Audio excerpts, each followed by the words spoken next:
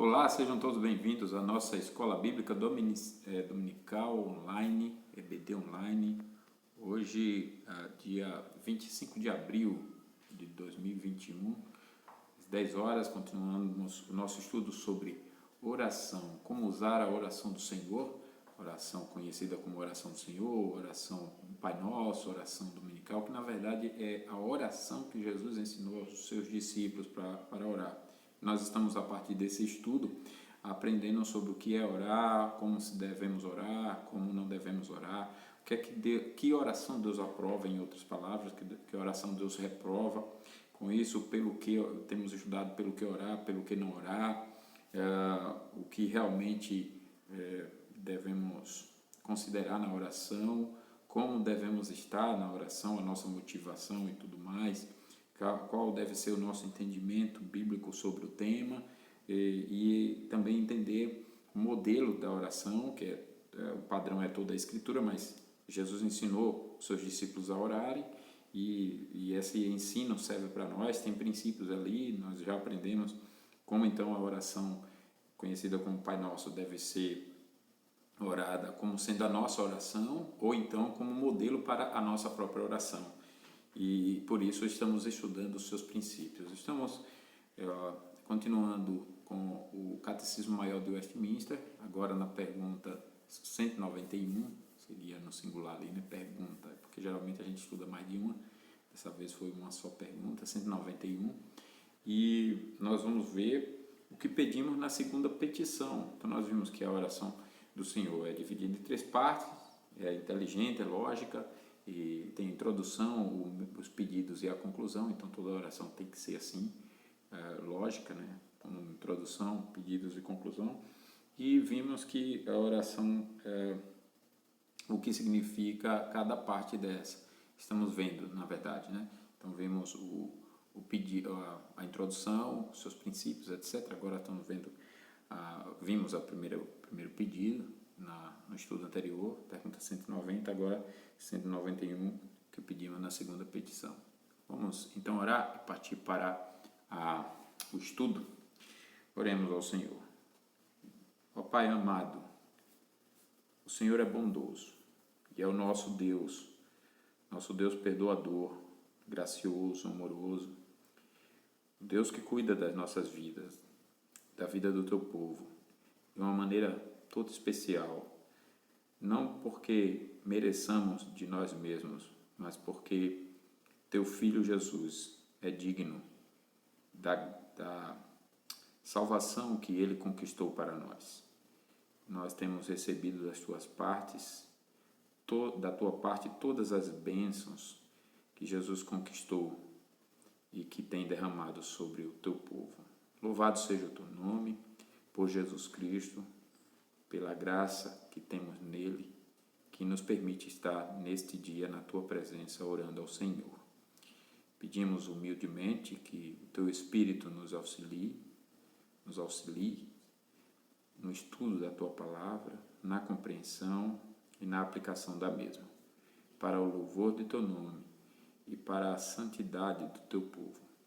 Ajude-nos, Senhor, nós te oramos em nome de Jesus. Amém. Muito bem.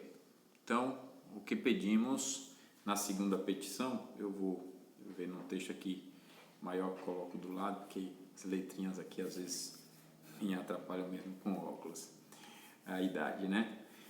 A resposta é, na segunda petição, que é: venha o teu reino, reconhecendo que nós e todos os homens estamos por natureza sob o domínio do pecado e de Satanás, pedimos que o domínio do mal seja destruído, o evangelho seja propagado por todo o mundo, os judeus chamados e a plenitude dos gentios seja consumada, que a igreja seja provida de todos os oficiais e ordenanças do evangelho, purificada da corrupção, aprovada e mantida pelo magistrado civil, que as ordenanças de Cristo sejam administradas com pureza, feitas eficazes para a conversão daqueles que estão ainda nos seus pecados e para a confirmação, conforto e edificação dos que estão já convertidos. Que Cristo reine nos nossos corações aqui e apresse o tempo da sua segunda vinda e de reinarmos nós com ele para sempre.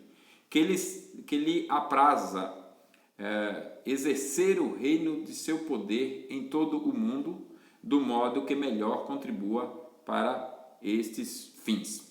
É isso então que pedimos na primeira petição. Algumas passagens bíblicas sobre isso. Efésios 2, versos 2 e 3, é a palavra do Senhor e devemos sempre ler como palavra do Senhor. Então toda atenção, todo respeito, toda reverência. Diz assim: nos quais andastes outrora segundo o curso deste mundo, segundo o príncipe da potestade do ar, do espírito que agora atua nos filhos da desobediência, entre os quais também todos nós andamos outrora, segundo as inclinações da nossa carne, fazendo a vontade da carne e dos pensamentos, e éramos por natureza filhos da ira, como também os demais.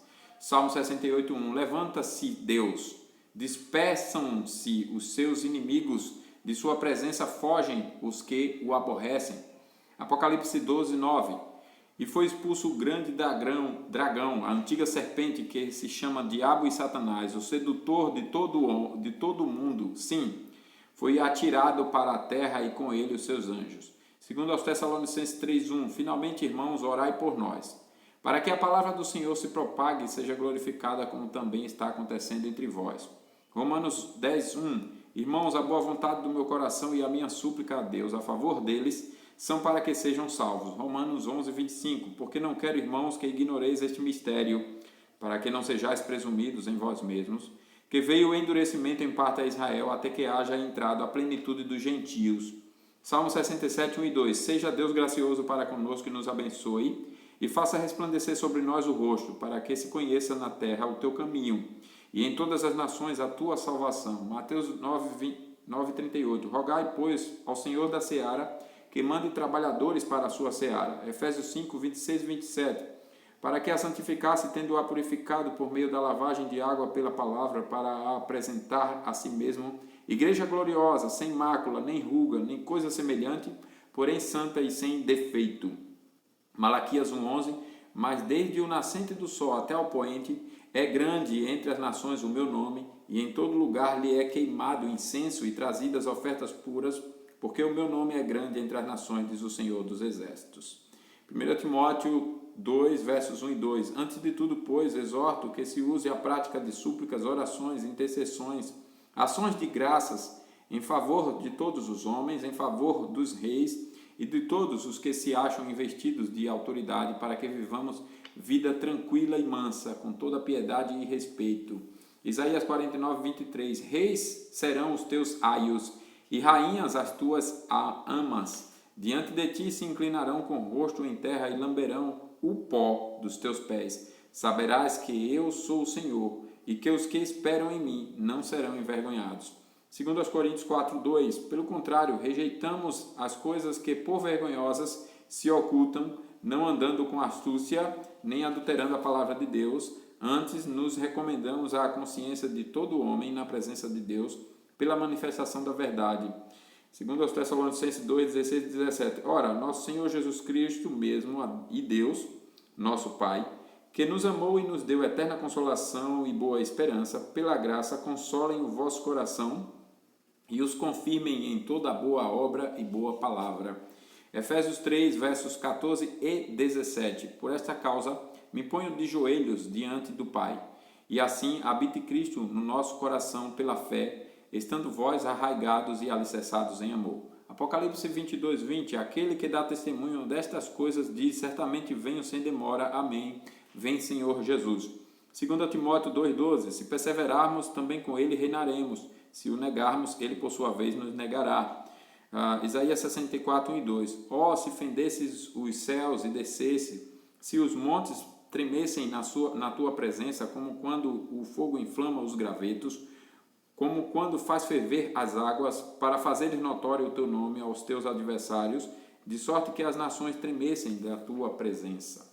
Essas são algumas passagens que confirmam, então, essa resposta. Vamos seguir aqui com o nosso estudo. Primeiramente, observando a condição espiritual da vida humana sem Cristo. Qual é a condição espiritual da vida humana sem Cristo? Essa condição da raça humana sem Jesus e sua salvação é uma condição de condenação não só por causa da culpa, mas também pela servidão ou escravidão ao poder do pecado.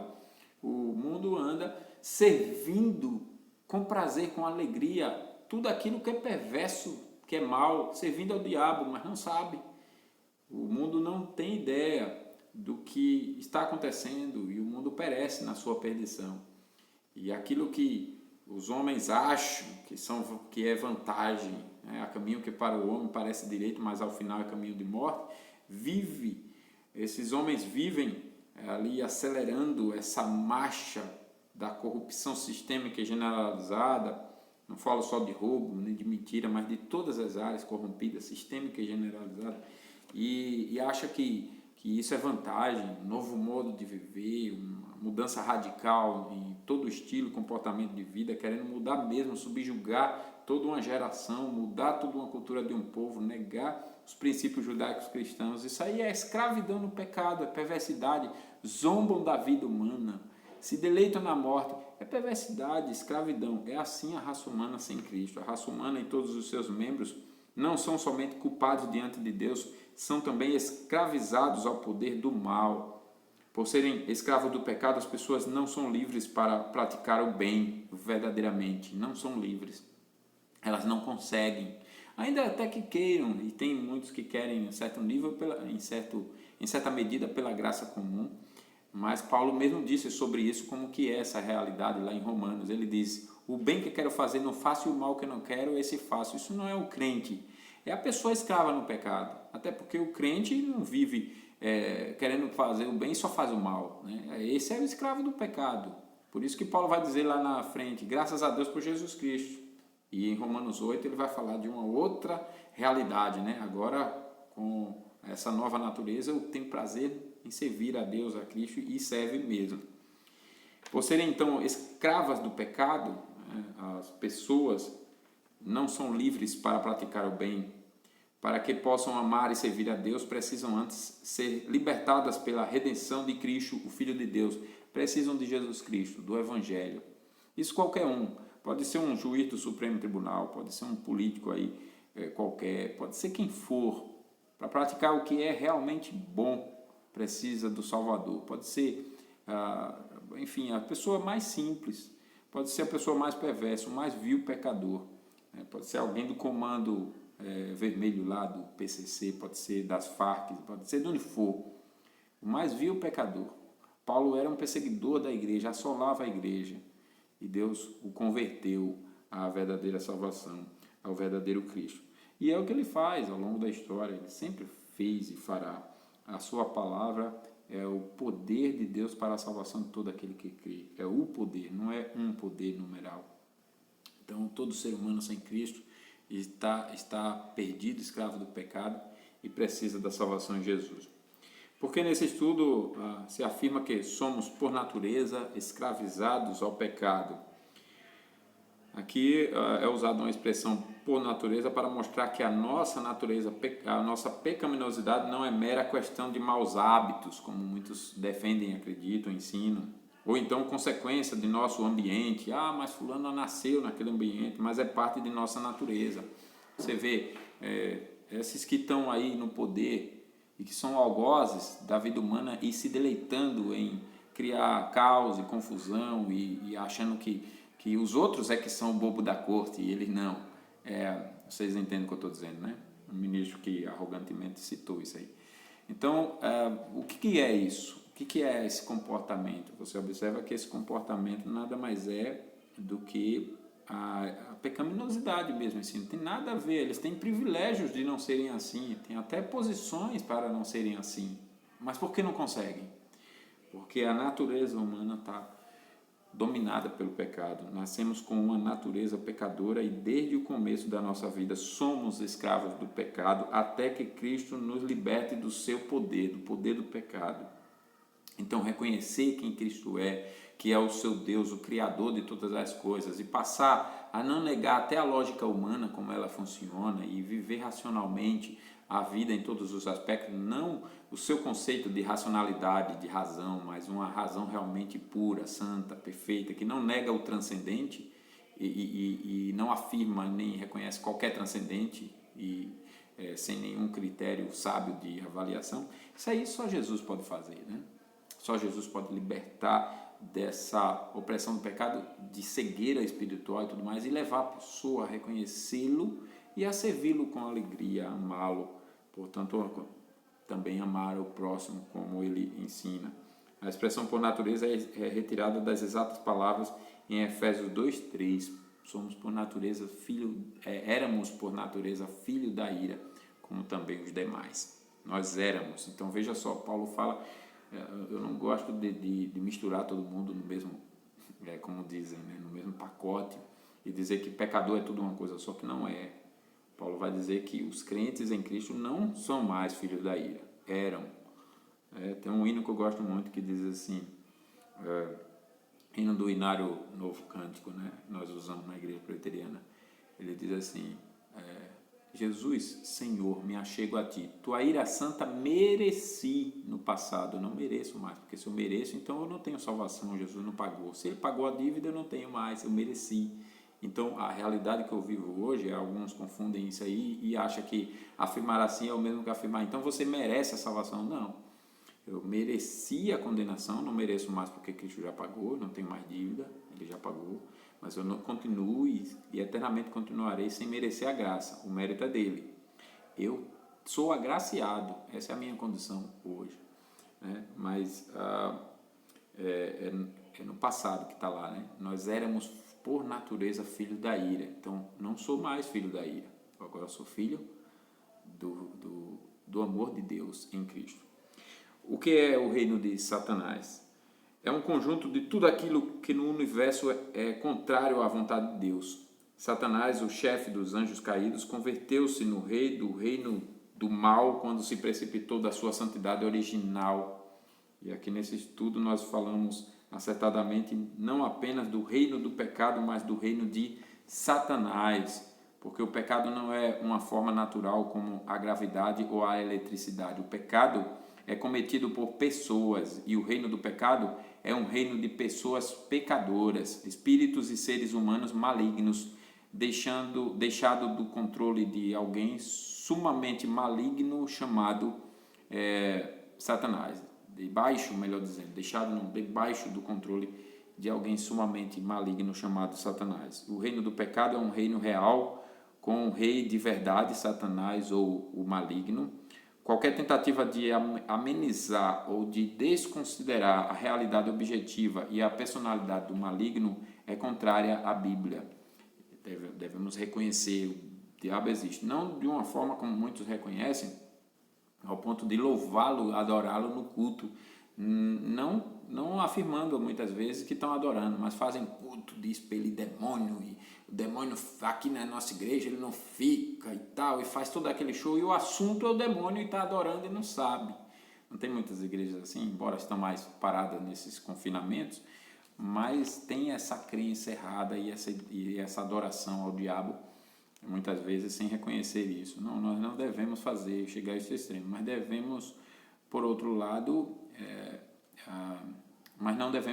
também negar a existência do maligno e a sua força, o seu poder.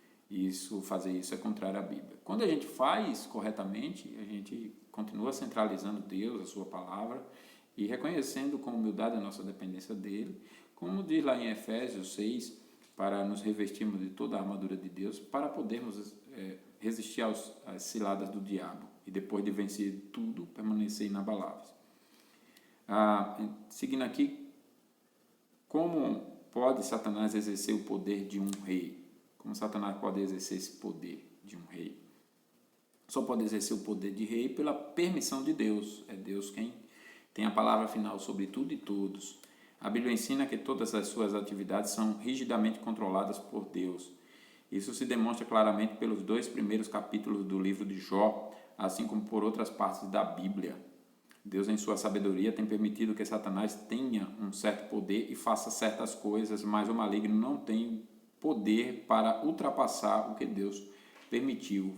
Foi inclusive o que aconteceu na vida de Jó. Quando Deus disse a Satanás que não era para tocar na vida de Jó, ali que estava em evidência e sendo ensinado para nós é que Deus é poderoso para fazer que Satanás não ultrapasse.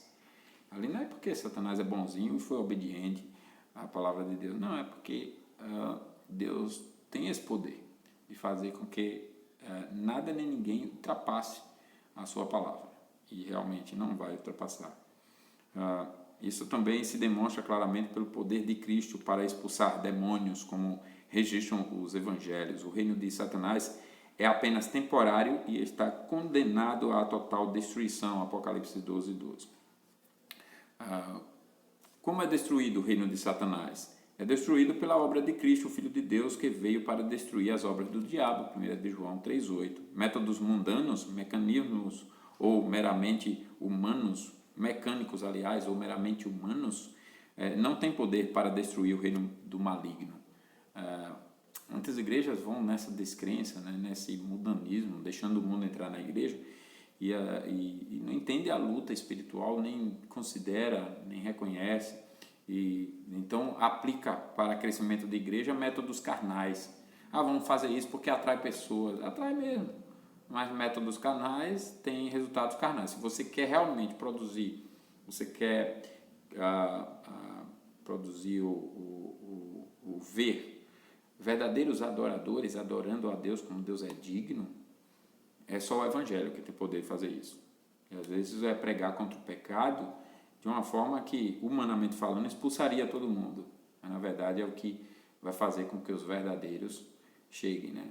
Se eu fosse acreditar, eu estou numa igreja pequena, há 5 anos, se eu fosse acreditar que a pregação fiel Deus não alcança os seus, se eu fosse acreditar nisso, né, ou ser descrente em relação ao poder do Evangelho, eu já teria adotado um monte de métodos humanos aqui e a igreja estaria crescendo com isso. Mas não, na firmeza de pregar a Cristo. Eu fiz uma avaliação esses dias, segundo o conselho diz, a igreja tinha práticas de atrair pessoas e nunca cresceu, né? E nunca teve verdadeiros adoradores, verdadeiras pessoas convertidas a Cristo. E nesses anos nós tivemos o privilégio, a oportunidade de ver como o Evangelho salvou pessoas, alcançou pessoas que foram libertadas da escravidão do pecado e vieram para o reino de Cristo, porque o Evangelho foi lá e alcançou, e as pessoas entenderam: eu estava perdida e eu fui alcançada. É assim que faz o Evangelho. Então, é assim que o reino de Satanás é destruído. O reino de Satanás é destruído em parte pela obra do Espírito Santo através da palavra de Deus, na conversão de pecadores e na santificação dos crentes. Se você não acreditar nisso, está perdido. Você não acredita em Deus, não acredita em sua palavra. Nós, pregadores, reconheçamos isso e voltemos para as Escrituras. Não são métodos humanos que liberta a pessoa da escravidão do pecado e destrói o império das trevas. Não é. A nossa luta não é contra carne e sangue, mas contra os principados e potestades. São seres espirituais, portanto, métodos espirituais, recursos espirituais. A palavra de Deus é vivida, aplicada, pregada. Esse reino será completamente destruído para sempre na segunda vinda de Cristo, como diz lá em 2 Tessalonicenses 2:8. Muitas pessoas se deixam iludir ao pensarem que o progresso geral da humanidade, a difusão da educação e da cultura, a ciência e os inventos, o progresso econômico e social e a organização podem limitar ou destruir o reino de Satanás, mas não podem. Todas essas coisas podem ser úteis tanto ao reino de Satanás quanto ao reino de Deus, mas somente o Evangelho de Cristo, pelo poder do Espírito, destrói de fato o reino maligno. Eu sou hoje defensor, por exemplo, da educação domiciliar, utilizo o método clássico cristão e a gente tem alguns privilégios em minimizar as brechas das investidas do diabo, mas eu tenho visto muita gente achar que é isso que é suficiente. É isso que é suficiente. Então eu não tenho uma vida de fato como ser igreja e não tenho uma vida de ouvir pregação. Não, mas eu às vezes explico até melhor do que o pregador. Olha, que seja, mas é ele que é o pregador. E assim, se você for por esse caminho, eu tenho dito isso para muitos, se você for por esse caminho achando que um método é acima do ministério da palavra, você está perdido. você está perdido. Método nenhum salva ninguém, por mais que no método inclua, inclusive, você ser um desigrejado em casa, ou viver um estilo meio mistura de desigrejado em casa, vivendo aí com uma confiança autossuficiente no método. Não é o método. Eu defendo, vou continuar defendendo o método domiciliar, clássico cristão, por defender liberdades, por conhecer a eficácia do método, né? Eu com 44 anos, até depois de uma faculdade, não tenho o que o método dá. Meus filhos, minha filha mais velha estuda conteúdo mais do que o que eu estudei na faculdade, então, e sem exagero, sem pressão, o método é muito suave, muito leve. Em meia hora por dia você consegue aplicar o recurso e tudo mais, o conteúdo. Só que, por mais que o método abranja, seja eficaz e abranja conteúdo excelentes, acima da média que nós temos aqui em todos os métodos no Brasil e em muitos lugares no mundo, isso não é suficiente. Deus não mudou a sua forma de salvar. É sempre por meio da pregação fiel, e você tem que estar inserido na vida de culto, de igreja, etc., né? Eu li esses dias, pena que eu perdi a referência, pena mesmo, vou procurar até achar. Uma fala, não sei se foi do Tolkien ou do C.S. Lewis, acho que foi do C.S. Lewis, que era mais ou menos nessa direção. Ele dizia, eu vou ao culto e eu vejo assim que a qualidade musical não é boa, não é das melhores, não é boa. Eu vejo que a eloquência da pregação, a forma, etc., também deixa coisas a desejar, a liturgia, isso, aquilo, uma série de coisas. Mas de repente eu estou lá, eu sou membro daquela igreja e estou adorando ao lado de alguém que é um senhor, não sei se ele estava se referindo a alguém especificamente, é um senhor, é simples, está lá sentado e ele está assim, vestido de uma forma humilde e tudo mais, mas ele está adorando a Deus e tem uma devoção e uma vida com Deus que me deixa indigno de estar sentado ao lado dele. E então eu entendo que por mais que falte coisas que eu identifiquei, mas é o culto a Deus, e eu preciso daquele culto, e todos nós ali estamos na mesma condição e tudo mais. E ele vai descrevendo algo nesse sentido para mostrar aqui como nós precisamos realmente da pregação do Evangelho e de todos os meios de graça. O que não é salvo para se converter e todos os crentes para serem mantidos. Então não confie nos métodos humanos para destruir as obras do diabo, não vai. Ainda que todas as famílias brasileiras elevassem-se em ética, em moral e em conhecimento, tudo isso viria de uma forma assim, de uma corrupção inimaginável contra tudo que é certo, porque o excelente foi utilizado, mas sem Cristo. Então, ninguém deve pensar que o reino do diabo é vencido por meios humanos e começar a viver práticas humanas, meramente humanas, para vencer qualquer investida do diabo, que não vai. Mesmo que seja, por exemplo, a questão da educação, da vida cristã, etc. Opa, aqui a bateria já está descarregando. Vamos seguir aqui. Como devemos orar para que o reino de Satanás seja destruído? Devemos fazer essa oração sinceramente, com fé verdadeira. Isso quer dizer que não estaremos satisfeitos somente em orar, mas também que faremos, sempre que tivermos a oportunidade, tudo o que pudermos para levar à destruição o reino de Satanás. A nossa fé, se for verdadeira, será acompanhada pelas obras. Aquilo que nós vimos no estudo passado, né? Fé e obra junto. Você ora pedindo algo, você não vai agir na direção contrária àquilo que você está pedindo. Por que devemos orar para que o Evangelho seja propagado por todo mundo? É pela pregação do Evangelho que os eleitos de Deus vêm à salvação. Romanos 10, versos 13 ao 15. Uma questão de tamanha importância, com tantos obstáculos no caminho e envolvendo tão grandes dificuldades, clama por oração fervorosa. É da vontade de Deus que o Evangelho de Cristo seja pregado em todas as nações. Algumas nações e governos estão hoje fechados ao Evangelho, Devemos orar para que Deus faça abrir essas portas para que o Evangelho de Cristo possa entrar e a salvação seja oferecida às pessoas desses lugares. Nações como a China, Eritreia, países islâmicos e ditaduras comunistas são totalmente fechados ao Evangelho de Cristo, e aqui está caminhando, aqui no Brasil, para isso.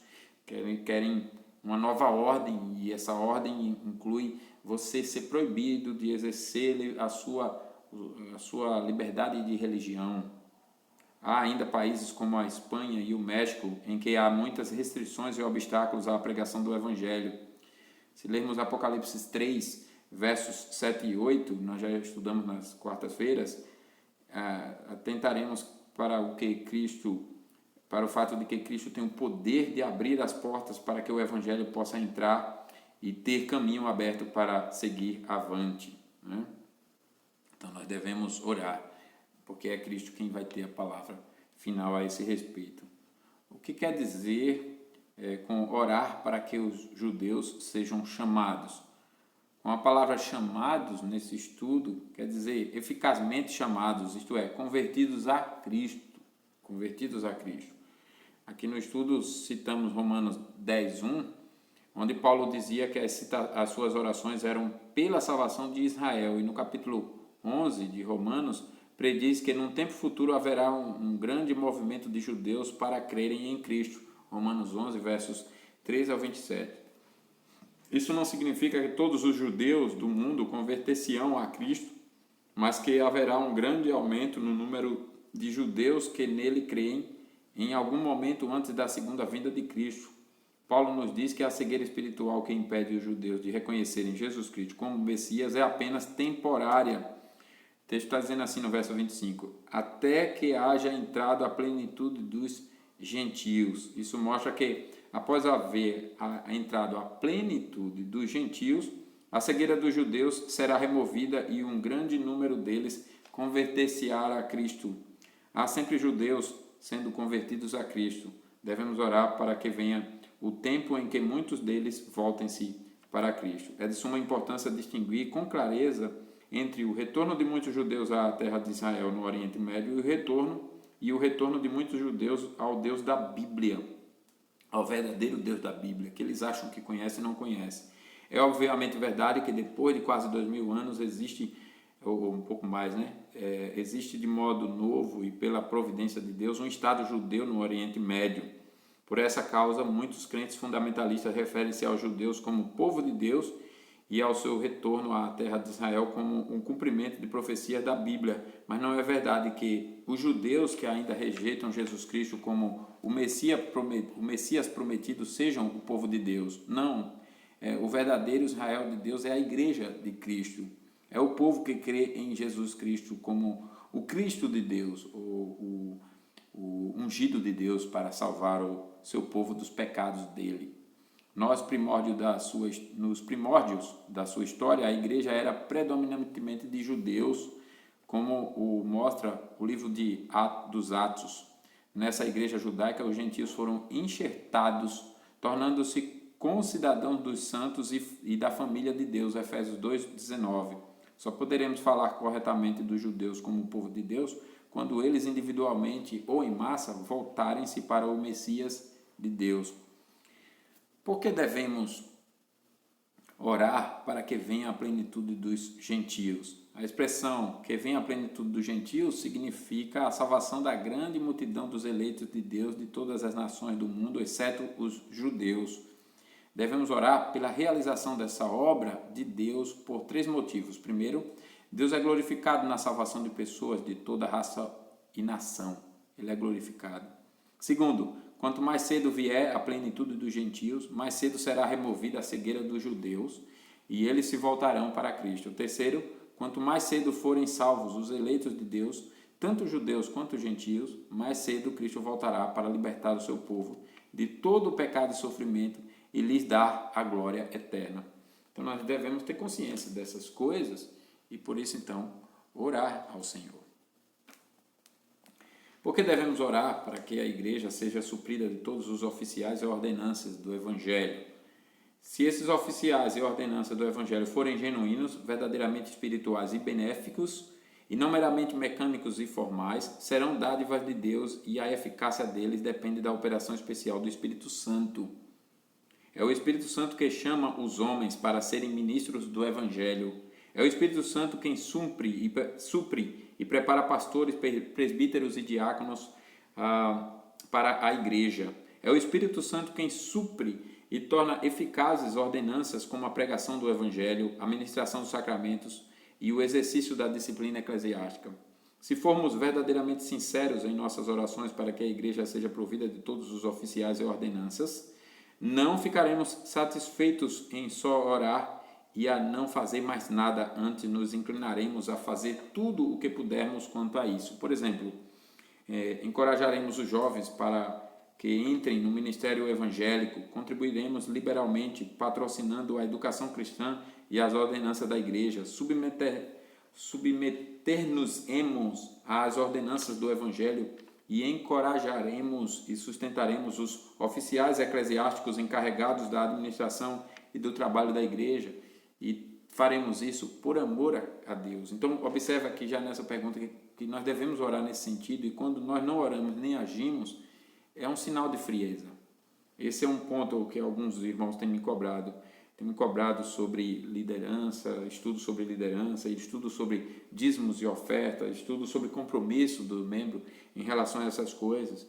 E eu realmente estou para fazer um estudo e passar para os irmãos, mas aqui já aproveito que o estudo menciona e observo que nós devemos clamar por nossas vidas para que reconheçamos a nossa frieza espiritual, ainda que sofisticadamente camuflada com um aspecto de fervor, quando na verdade não há fervor.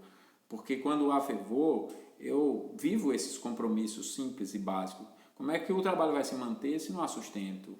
Como é que o trabalho vai se manter se os homens se negam a assumir compromissos? As pessoas se negam a assumir uma preparação para serem um presbítero, para serem um diácono. Querem ser presbítero e diácono, às vezes só por status, por posição, mas não da forma como a Bíblia exige e requer. E a gente vai puxando e vendo que... Alguém disse acertadamente, quando a igreja não tiver homens para assumir os cargos, nós temos, isso é sinal de juízo de Deus. Nós temos que clamar misericórdia a Deus para que... E pensar nas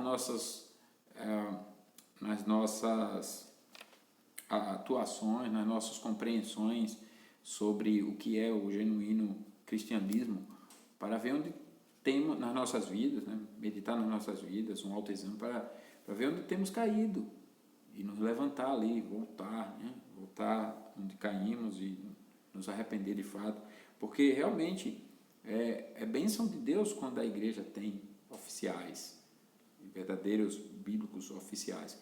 É bênção de Deus quando a igreja tem esses compromissos de manter os ministérios. É bênção de Deus quando a igreja tem a consciência de que está comprometida com a vida lá do pregador, os seus compromissos, né, do pastor, como nós chamamos no nosso meio, né, o pastor que é o ministro do evangelho, é aquele que vive de pregar o evangelho. É bênção de Deus, irmãos. E você não está... É importante o estudo sobre uma igreja bíblica, né? Você não está pagando taxas. Dízimos e ofertas não é pagamento de taxas. É um favor que Deus faz para você, de deixar você, de te chamar para ser filho de Deus. E quando há humildade, você reconhece, olha, eu estou tendo o privilégio de ser filho de Deus e de fazer parte de uma igreja e ser membro dela. E Deus não precisa do meu dízimo e da minha oferta, não precisa mesmo. Deus não precisa da sua contribuição, mas você tem obrigação, e Ele te obrigou para te abençoar, mas Ele te obrigou. E abençoar não é que Ele vai te fazer rico, ou então vai te proteger na pandemia que você não vai ficar doente nunca, nada. Não é isso. A vida cristã vem até com mais sofrimento, mas é um privilégio você ser abençoado por Deus. Ainda que seja a sua companhia diante dos sofrimentos. Que privilégio maior você quer do que ter o próprio Deus com você? Se há um outro desejo, então ainda não se entendeu o evangelho, não se está salvo, não há ainda a compreensão do que é certo. Agora, quando eu tenho essas humildes compreensões, esse reconhecimento humilde de quem eu sou por causa da graça de Deus em Cristo, que eu não mereço estar ali, que Deus está fazendo o favor de aceitar o meu culto de várias formas e também os meus dízimos e a minha oferta, e as minhas ofertas, isso eu vou fazendo com gratidão, com humildade, como aquela viúva pobre, né? Com desprendimento, abnegadamente, mas não nesse sentido que muitos que comercializam a fé fazem. E às vezes a gente evita de falar do certo para não parecer com os errados, mas aqui vai uma palavra importante. Então eu oro para que a igreja seja suprida de todos os oficiais e ordenanças do Evangelho, eu estou orando também para que eu, como homem, me comprometa com aquilo que Deus está requerendo de mim, porque não é difícil você entender a vontade de Deus.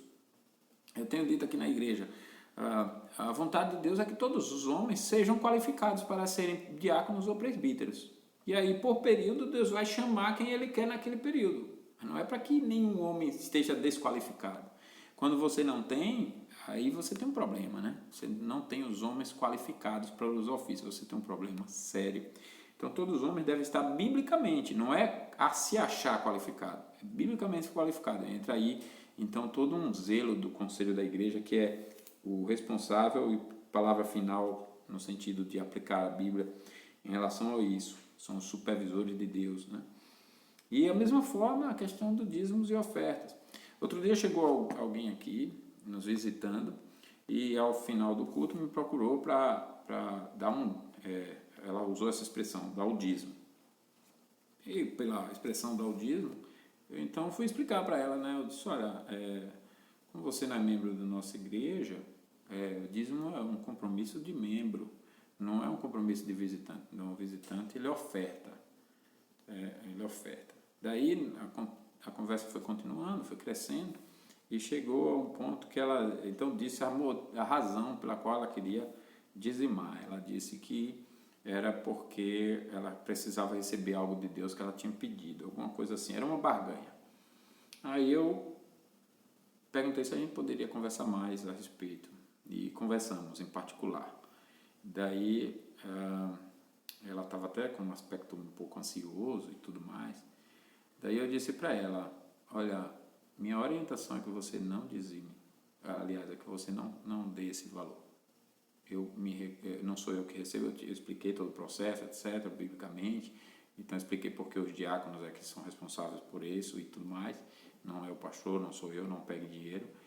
E aí eu disse, não faça isso, não faça isso. Então fica com o seu dinheiro, você precisa primeiro se converter a Cristo. Deus não precisa do seu dinheiro. Deus não precisa de nada de você. Você então precisa conhecer a salvação em Jesus. E fui falar nesse sentido. A mulher ficou com um semblante de espanto. E daí me disse assim, a igreja de onde eu vim, se eu dissesse isso, ela nem teria questionado 2 vezes, já teria recebido o dinheiro. Muito obrigado, eu não entendia dessa forma. Aí eu perguntei, qual igreja você é? Aí ela me falou, era uma igreja, uma falsa igreja, né? Não é uma igreja genuinamente cristã, que usa aí o nome de Cristo, estampado, etc. Tal, Jesus é o Senhor, mas de Senhor da vida dessa igreja não tem nada. Então,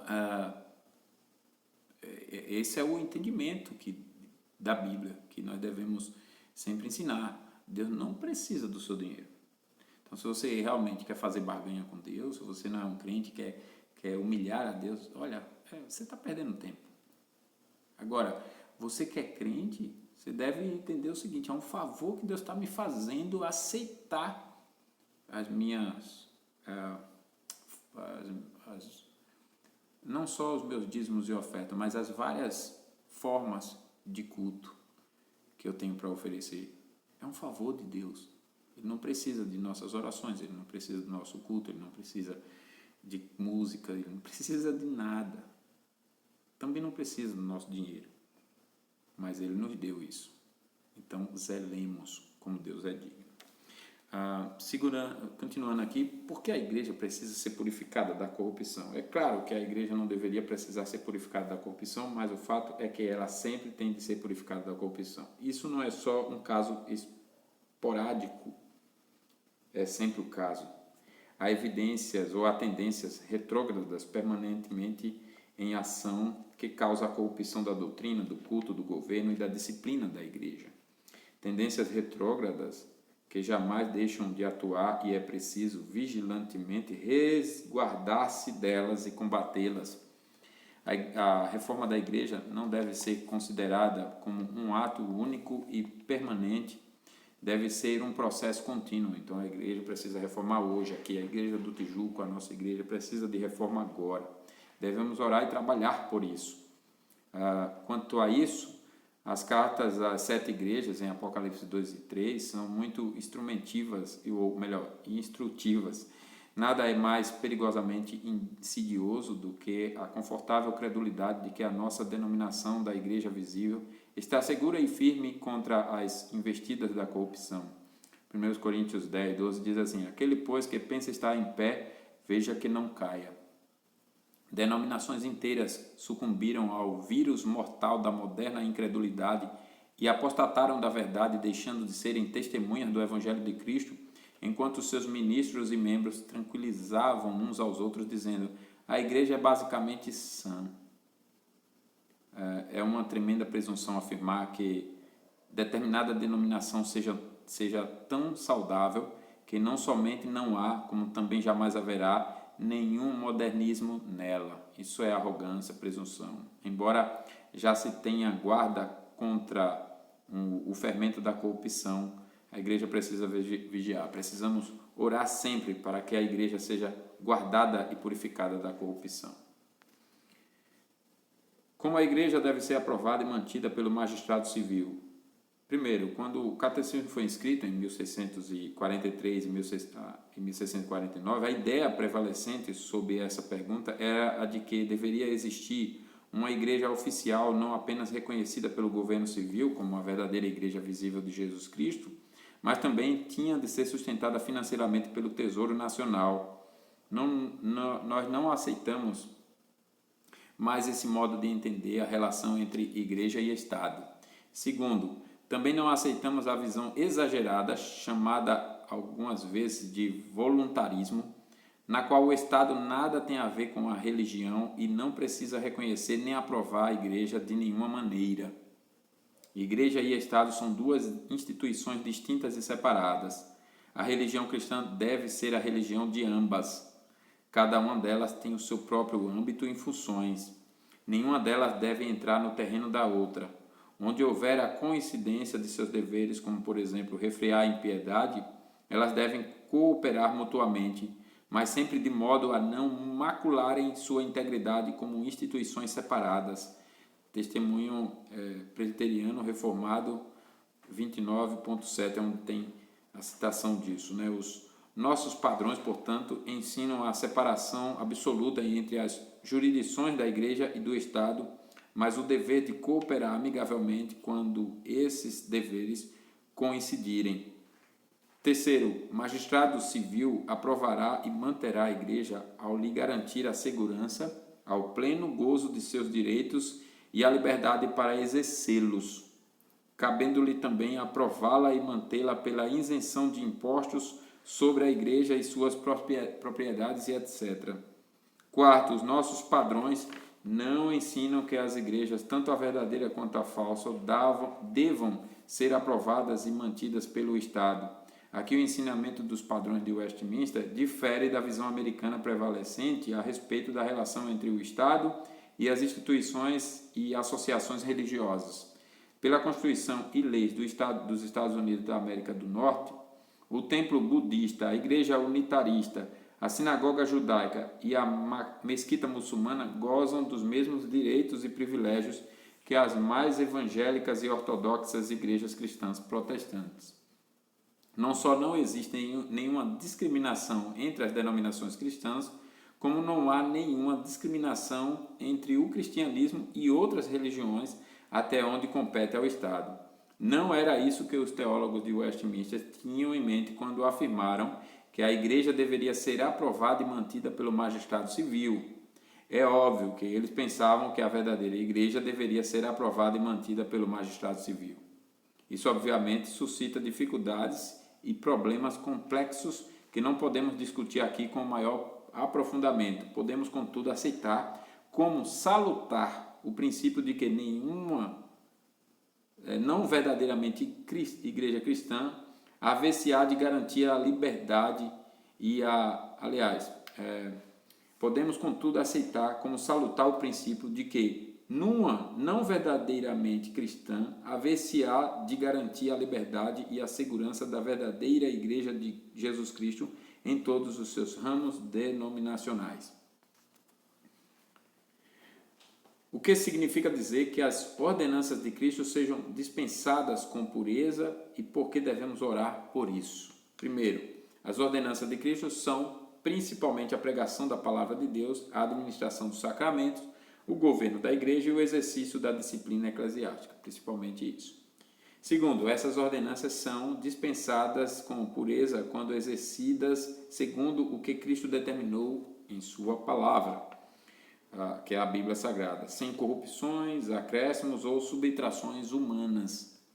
Terceiro, a pura dispensação das ordenanças de Cristo depende da real vontade dos membros da igreja, o que por sua vez depende da ação especial do Espírito Santo em seus corações. Por isso, devemos orar para que o Espírito Santo trabalhe de tal modo nos corações das pessoas que elas venham a amar, a abraçar, a preservar e a defender a pura dispensação das ordenanças de Cristo. Quando essa ação especial do Espírito Santo é removida parcial ou totalmente da vida, os membros e a liderança das igrejas logo introduzem alterações nas ordenanças de Cristo, não segundo as Escrituras, mas segundo o capricho e a imaginação de seus próprios corações e as modificações exigidas pela popularidade. Por que devemos orar? Para que as ordenanças de Cristo sejam eficazes em seus propósitos.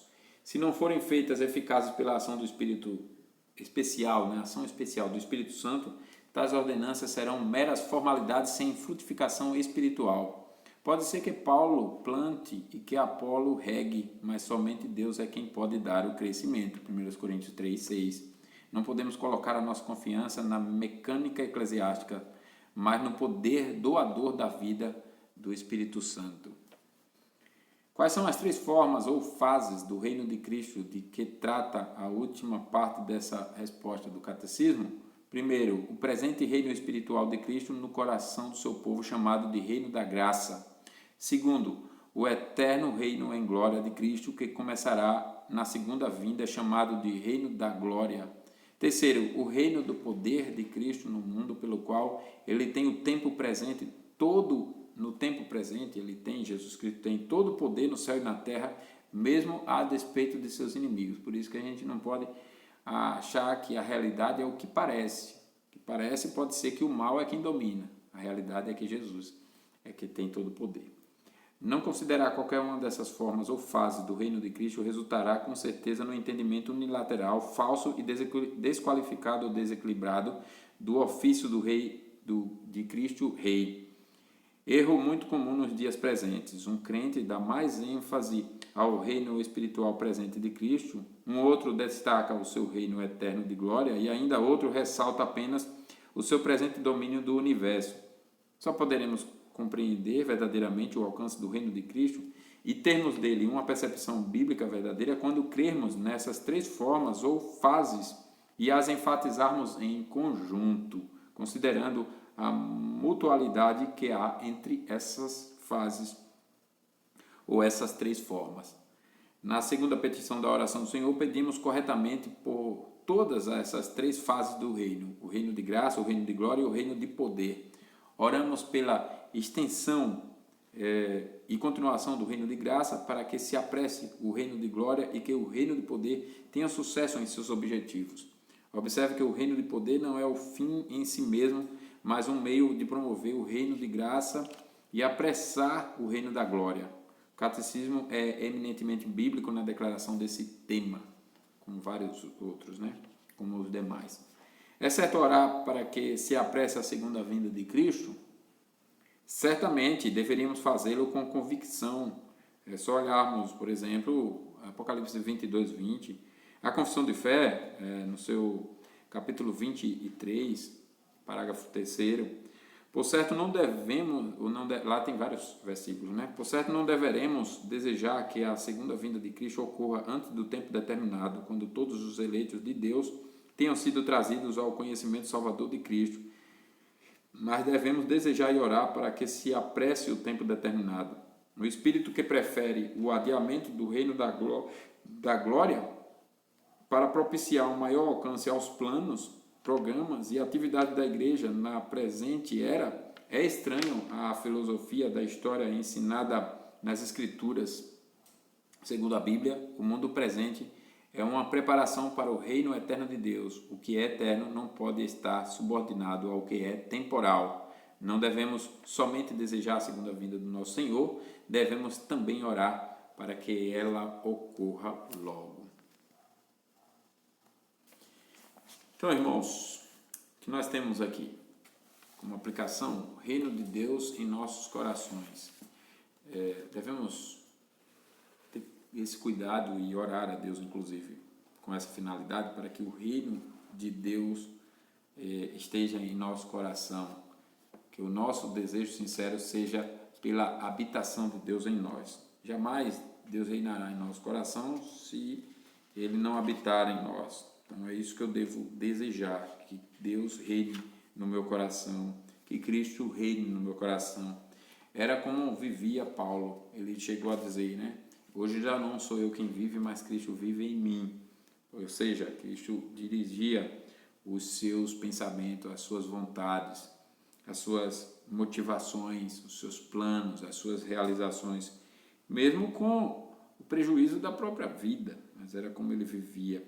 E é como todos os crentes devem viver, ainda que a despeito do prejuízo da própria vida. Né? 2 Coríntios 4,4 diz assim que o Deus deste século cegou os entendimentos dos incrédulos para que lhes não resplandeça a luz do Evangelho da glória de Cristo. O mundo vive assim, cego em relação a Deus, cego em relação a Cristo, porque vive governado pelo diabo, como nós vimos. Ele é o pai da mentira. Por isso que quem é filho do diabo faz a vontade da carne e dos pensamentos, faz a sua vontade arrogante, pervertida, pecaminosa. Quando eu então quero fazer a vontade de Deus, eu tenho que reconhecer que Deus precisa reinar em mim. Ele precisa reinar em meu coração. Ele é quem tem que, então, retirar do meu coração aquilo que impede a minha submissão a Ele. Eu tenho que reconhecer que eu não faço isso sozinho.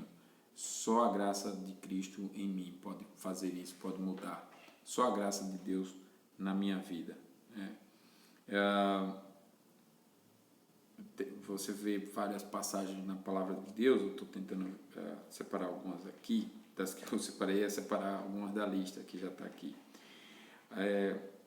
Onde o povo, reconhecendo essa verdade de que para viverem governados por Deus, precisavam então se humilhar diante dele, buscar, orar, usar os meios. Né?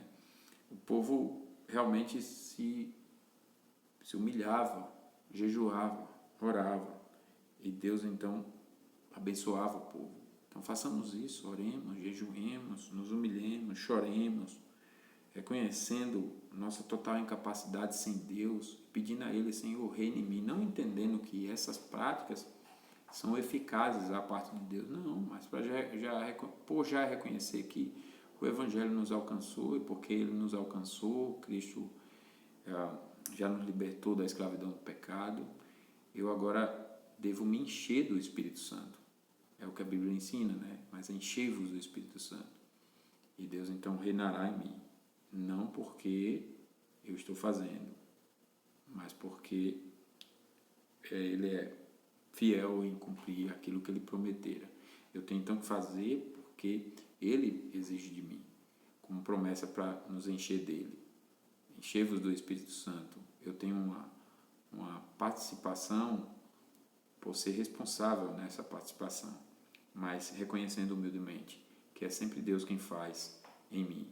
É Ele, então, quem governa em mim. Eu tenho que pedir a Ele, né, para ter esse desejo sincero pela habitação dele em nós, em minha vida, em nossa vida, na vida do seu povo. Segundo aqui, irmãos, o desejo sincero de santificação. O reino de Cristo em nós envolve, então, a evangelização e a volta de Cristo. A santificação vai trabalhar nessa direção, você como igreja cumprir aquilo que é a sua missão. Se o reino de Cristo envolve eu evangelizar, esse meu desejo sincero por santificação me fará, então, evangelizar, pregar, para que outras pessoas sejam convertidas, para que outras pessoas realmente se cheguem a Cristo. Eu não vou viver desassociado disso, né? É a vida da igreja. Então, anunciemos a Cristo, anunciemos o seu reino, na consciência de que esse reino se estabelecerá completa e definitivamente. Eu tenho que ter essa consciência. E aí, na minha santificação, na santificação da igreja, portanto, na pregação do Evangelho para toda criatura, se cumprirá o tempo. Eu estarei apressando a vinda de Cristo, desejando, e então Cristo virá. Que Deus nos abençoe e nos faça ser assim. Hoje nós separamos um pensamento de Huckman, quando ele diz: quando o fermento é colocado na farinha, nada parece acontecer por um momento, mas ao final toda a massa está fermentada. De maneira semelhante, o reino de Deus está escondido agora, fazendo sua influência ser silenciosa, mas penetrante, até que um dia surgirá a céu aberto para ser visto por todos. Isso aqui é maravilhoso.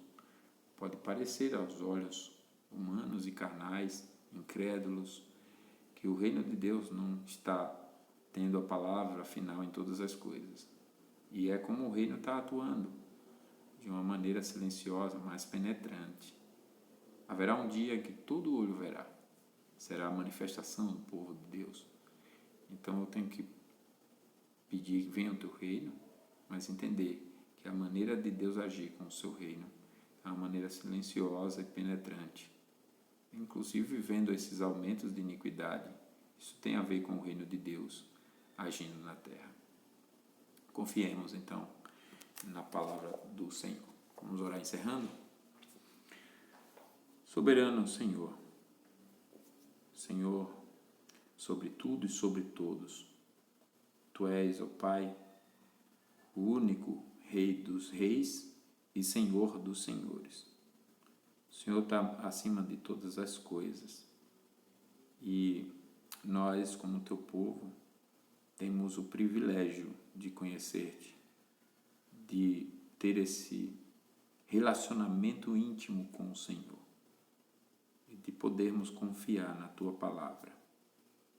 Que realmente, ó Pai, o nosso coração guarde tudo o que aprendemos hoje e não vivamos de maneira indiferente, fria, distante. Pelo contrário, vivamos de maneira fiel, orando ao Senhor, vivendo vida santa, reverente, honrada, apressando por desejarmos sinceramente a vinda de Cristo e vivendo em santidade, porque é a maneira do Teu reino, do reino de Cristo, visivelmente ser percebido no mundo presente e que assim o Teu nome seja honrado. Que não percamos a perspectiva da vida futura por vivermos a perspectiva do tempo presente. E não percamos a perspectiva do tempo presente por vivermos uma perspectiva da vida futura. Dá-nos sabedoria para orarmos corretamente esse segundo pedido da oração que o Senhor Jesus ensinou aos seus discípulos. Venha o Teu reino. E que nós então vivamos a Tua vontade, sempre a Tua vontade, tanto aqui como em relação à perspectiva futura, para o louvor do Teu nome. Ó Pai, santifica o Teu povo. Santifica, ó Pai, de maneira a que a igreja tenha mais compromisso com o ser igreja, cada membro seja conscientizado do privilégio que é ser igreja de Cristo. Santifica, ó Pai, o teu povo, para que aqueles que esfriaram e se afastaram sejam visitados por teu Espírito. E assim como o Senhor fez com aquele filho pródigo, o Senhor faça com esses e conscientize do pecado que vivem, da distância que estão do Senhor e da miséria que é esta vida, e que essas pessoas então se voltem para a tua palavra, para o teu evangelho, para o compromisso que assumiram no passado.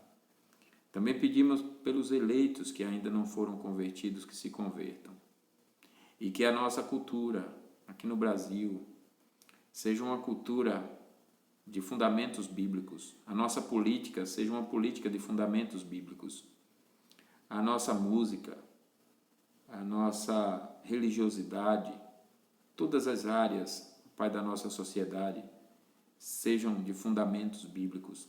Dá sabedoria ao teu povo. Levante o teu povo. Subjuga os homens perversos, pervertidos e maus e nos dê dia de paz. Oramos pedindo a tua bênção para o restante desse dia e a semana que se segue, para o louvor do teu nome, em nome de Jesus. Amém. Muito bem, foi um prazer tê-los conosco. Compartilhe conosco alguma contribuição, pergunta, sugestão, correção. Serão muito bem-vindas. Ótima semana toda, outro domingo. Deus os abençoe.